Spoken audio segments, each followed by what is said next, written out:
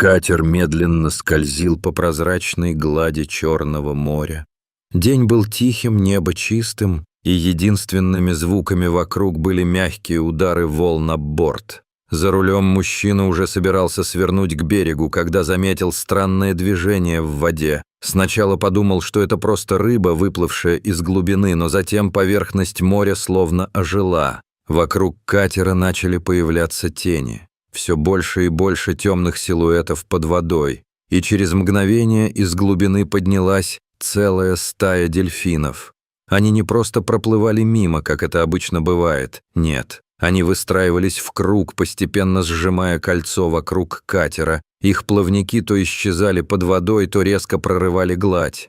И вся эта сцена выглядела так, будто животные что-то пытаются показать. Мужчина замер. Он знал. Дельфины нередко сопровождают суда, играют на волнах, иногда подплывают близко. Но то, что происходило сейчас, было совсем другим. Их поведение казалось организованным, почти тревожным. Не было привычных радостных прыжков и игр. Наоборот, они двигались синхронно, словно охраняли что-то или предупреждали. Сердце начало биться чаще. Он слышал истории рыбаков, как дельфины иногда спасали людей, указывая им путь к берегу или отгоняя акул. Но здесь не было акул. Вода была спокойна и чиста. Тогда зачем же десятки морских млекопитающих окружили его катер? Взгляд мужчины скользнул по поверхности, и внезапно он заметил, чуть дальше по курсу, за тем местом, где стая держала круг, вода имела странный оттенок. Она была темнее, словно в ней что-то скрывалось. Холодок пробежал по спине. Он медленно включил мотор, собираясь обойти это место стороной, но дельфины резко перегородили путь, словно не позволяли ему двигаться дальше. Их движения становились все настойчивее, и в воздухе витало ощущение, что сейчас произойдет нечто необычное. Именно в этот момент он понял. Это не случайная встреча. Дельфины не просто плавали рядом, они пытались остановить его. Но почему? Что таилось в глубине? О чем знали они? Однако он не знал. Мужчина замер у руля, не в силах отвести глаз от зрелища. Дельфины продолжали двигаться по кругу, и чем дольше он смотрел, тем больше понимал. Их синхронность была слишком точной, будто отрепетированной. Казалось, стая преследовала одну цель — удержать катер именно здесь, не подпуская к зловещему пятну впереди. Он наклонился к воде и заметил. Поверхность слегка колышется, хотя ветра не было. Под темным пятном глубина будто дышала, и вдруг из-под воды всплыл пузырь воздуха. Один, затем второй, затем целая цепочка, словно что-то большое и живое двигалось внизу. Мужчина почувствовал, как ладони вспотели.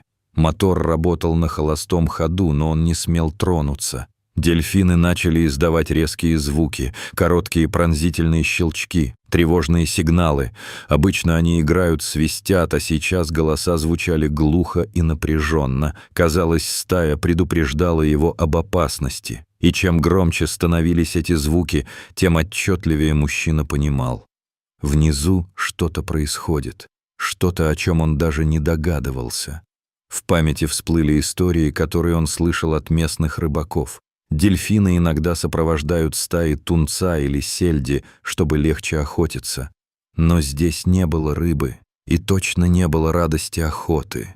Все выглядело так, будто морские млекопитающие, напротив, отгоняют кого-то или что-то от поверхности. И тут вода прямо в центре круга вдруг взорвалась фонтаном.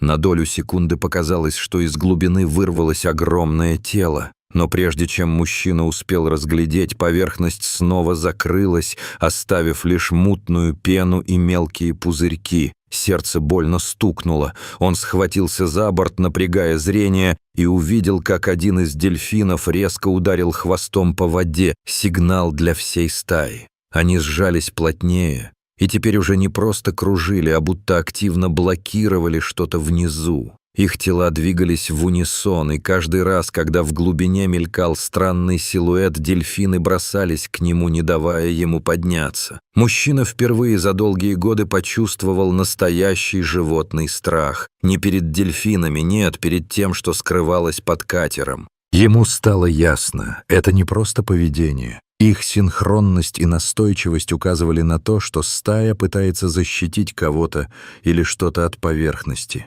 Он не понимал, что именно и почему, но в глубине хранился неведомый ответ. Он думал, неужели это огромная акула? В Черном море их редко видят, но слухи ходили. Рыбаки рассказывали про гигантов, занесенных течениями из Средиземного моря. Обычно это легенды, но сейчас легенда нашла реальные очертания. Он уже хотел включить полный газ и уйти, когда дельфины снова резко преградили путь и вынырнули прямо перед катером. Они словно не позволяли ему уйти, и это было самым странным. Зачем, если под водой действительно есть хищник? Было бы разумнее увести его подальше. Но нет. Стая явно пыталась заставить его остаться и смотреть. Напряжение росло с каждой секундой. Вдруг в нескольких метрах от катера поверхность воды разорвалась, и на мгновение показалось, что-то огромное с блеском серой кожи поднималось ввысь. Мужчина успел различить лишь тень и крупный плавник, и тут сердце сжалось. Это не был дельфин, размер был вдвое больше. Он замер, дыхание перехватило. Что же это за существо поднялось из глубины, если даже дельфины собрались вместе, чтобы не подпустить его к поверхности? Мужчина вцепился в штурвал и почувствовал, как костяшки пальцев побелели. Под слоем мутной воды проскользнуло массивное тело, и катер слегка качнуло от волны, словно глубина скрывала настоящего гиганта. Дельфины взвились вверх, их свисты стали оглушительными, движения резкими и яростными. Они били хвостами по воде, словно пытались отогнать то, что поднималось снизу. Мужчина вспоминал рассказы ученых о том, что дельфины способны объединяться против акул и защищать не только себя, но и людей. Их мощные удары и челюсти могли сбивать даже крупных хищников. Но сейчас ощущалось не просто противостояние акуле. Существо было слишком огромно, слишком сильно. Вода дрожала, пузырьки воздуха поднимались все быстрее, и, казалось, невидимая сила давила снизу на поверхность. Он наклонился через борт, всматриваясь в глубины. На мгновение показалось, что внизу мелькнул глаз. Огромный, черный, блестящий в солнечном свете. Сердце ухнуло. Если это акула, то размер ее превосходил все, что он видел. Но в Черном море таких существ быть не должно. Или, может, просто никто еще не сталкивался с ними настолько близко. И вдруг один из дельфинов выскочил из воды прямо рядом с катером. Его тело взмыло вверх, брызги ослепили мужчину, и он услышал громкий, почти отчаянный свист, тревожный крик. Поверхность моря снова содрогнулась. В момент он увидел. Глубины показалась массивная спина, покрытая шрамами. Существо проходило так близко, что катер слегка накренился. Дельфины закружились быстрее, как будто создавали живой барьер. Их тела мерцали на солнце, и каждый раз, когда гигант приближался, они бросались к нему.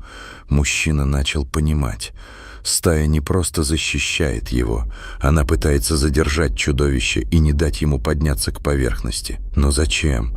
Что заставляло морских млекопитающих рисковать жизнями ради постороннего человека? Мысли вихрем крутились в голове. Возможно, это был кит.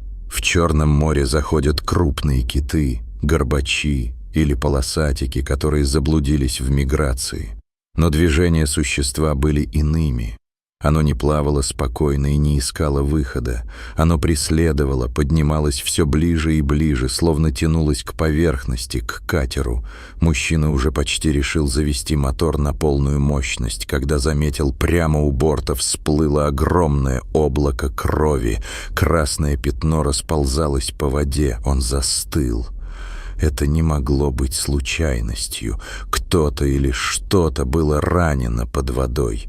Дельфины взвились еще выше.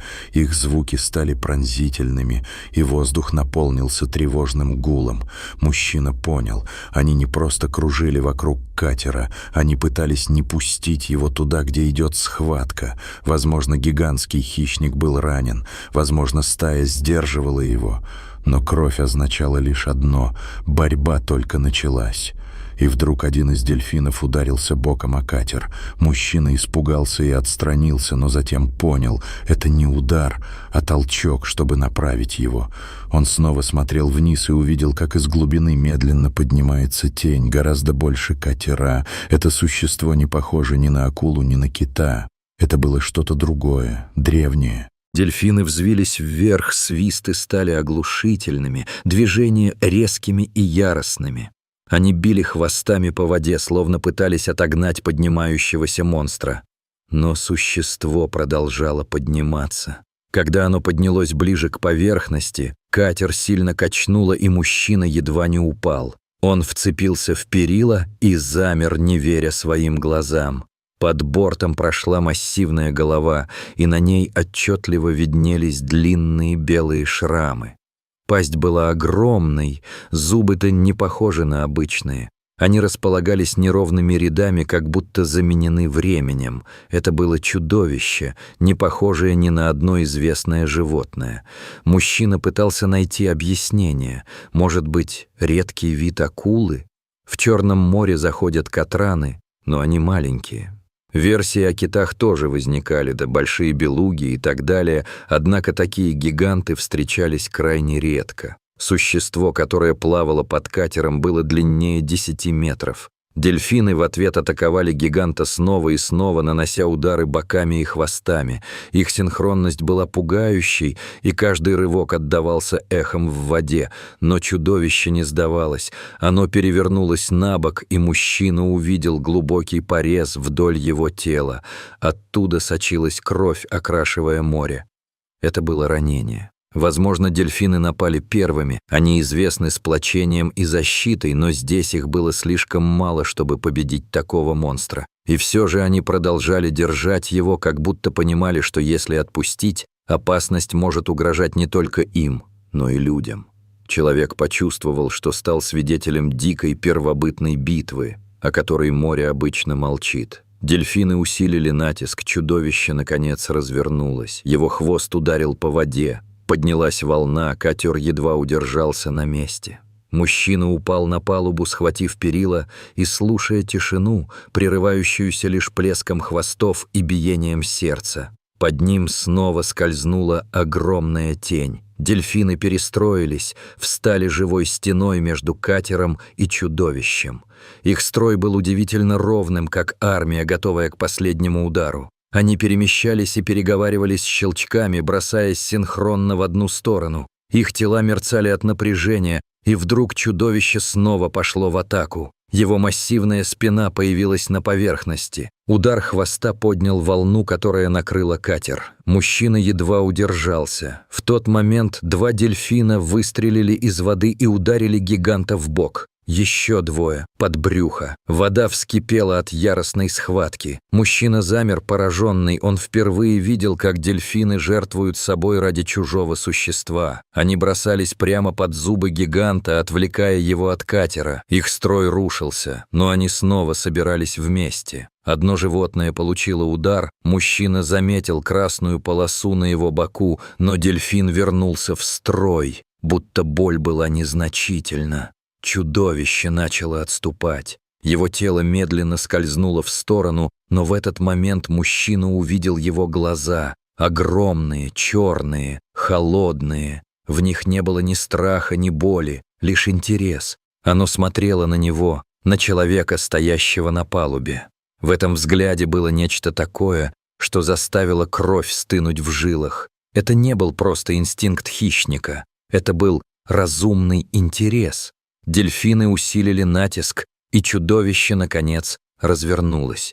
Его хвост ударил по воде, поднялась волна, и оно ушло в глубину, оставив за собой длинный след мутной крови. Стая еще несколько минут держала строй, проверяя, что угроза ушла окончательно. Затем они начали медленно расходиться, щелчки стихли, и рядом с катером остались только некоторые особи. Мужчина спустился на палубу, ноги его подводили. Он понимал, что увиденное изменит его навсегда. Вера в происходящее и правда не уходили, но брызги крови, шрамы на телах дельфинов и мутное пятно в воде не оставляли сомнений.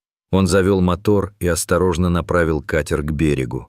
Дельфины еще какое-то время плавали рядом, словно провожали его. Их движения стали спокойнее, они больше не кричали и не били хвостами. Когда берег показался вдалеке, они развернулись и исчезли в глубине. Уже на суше мужчина долго сидел, смотря на море. Никто на причале не поверил бы его рассказу. Слишком невероятным казалось то, что дельфины не просто играли, а спасали его от неизвестного чудовища. Но он знал, это была правда. И теперь море виделось ему иначе, как мир полный тайн и древних сил, о которых люди почти ничего не знают. Каждый раз, когда он слышал свист дельфинов на волнах, сердце сжималось от смеси страха и благодарности. Ведь именно они стали его защитниками в тот день, когда глубины Черного моря открыли ему свой самый страшный секрет. А если существо живо и скрывается там внизу? И если оно снова поднимется? Мужчина не знал ответа, но теперь был уверен в одном. Иногда дельфины понимают море лучше нас, и их поведение — это предупреждение, к которому стоит прислушиваться. Поэтому, если вам когда-либо доведется увидеть стаю дельфинов, ведущих себя необычно, не думайте, что это просто игра. Возможно, они знают то, чего мы еще не можем представить. Подписывайтесь на наш канал, чтобы не пропустить новые истории о тайнах природы и неожиданных встречах человека с силами, которые скрываются рядом с нами. Впереди еще много того, что заставит вас смотреть на мир совсем другими глазами.